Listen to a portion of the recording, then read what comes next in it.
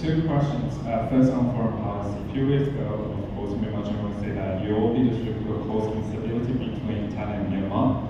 And last weekend, Cambodian PM Hun Sen said that your new policy will create expulsion of hundreds of thousands of Cambodian migrant workers back to their country. So what's your message to neighboring country leaders, and how would you make sure that you can build up good relations with them? Secondly, I think I will talk about the minimum daily wage. So I interviewed Joint Foreign Chamber of Commerce in Thailand. The former chairman said that next government should not focus on minimum daily wage, but the government should focus on reforming educational system and transforming sector with modern technology. What's your opinion? Because of the echo, so I need to reframe the question once again, to repeat your question once again, whether the question was correct, and then I'll answer. The first question was about foreign policy. You were asking about the relationship between Thailand and Myanmar, and then there was some news that was released, to me, unverified news that was released regarding the leader of Cambodia about migrant workers. That's the first question. The second question was about minimum wage and education reform. Is that correct?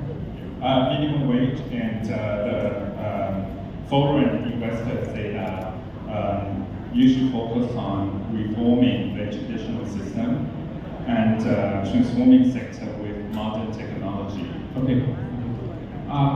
So to answer the question consecutively, the first question, like how I responded yesterday, we are verifying the news first, whether it was something that was communicated or was a real concern from the leader of our neighboring countries or not.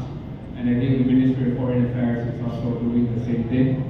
And if it is true, then when I become Prime Minister, I would definitely reach out to the leaders of all the ASEAN countries and to assure them that here in Thailand, migrant worker rights is as equal as any labor rights here in Thailand.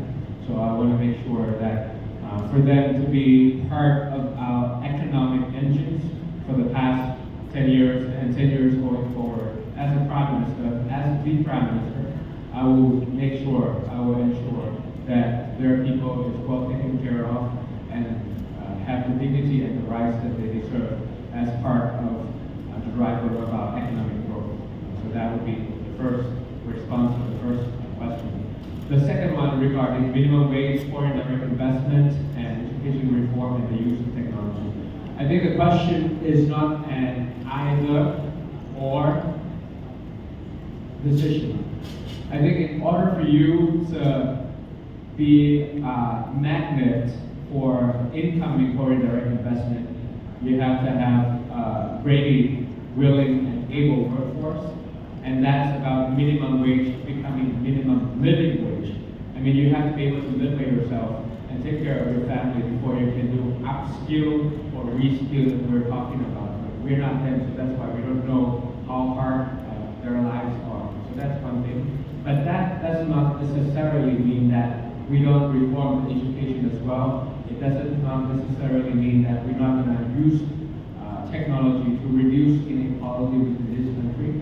So I take the comments of the foreign direct investors very seriously and equally upon the three requests that we're seeing. So when I become Prime Minister, reducing corruption, improving governance, education reform, upgrading technology, as well as increasing minimum wage, so that they are as productive as they could be in delivering inclusive growth. ขออีกสัก2 คำถามแล้วคงจะน่าจะเกี่ยวกับเรา ขออนุญาต อาจารย์คำถามที่ยกเลยนะครับ ขออนุญาต 4 ครับ หัวหน้าพรรคเพื่อไทย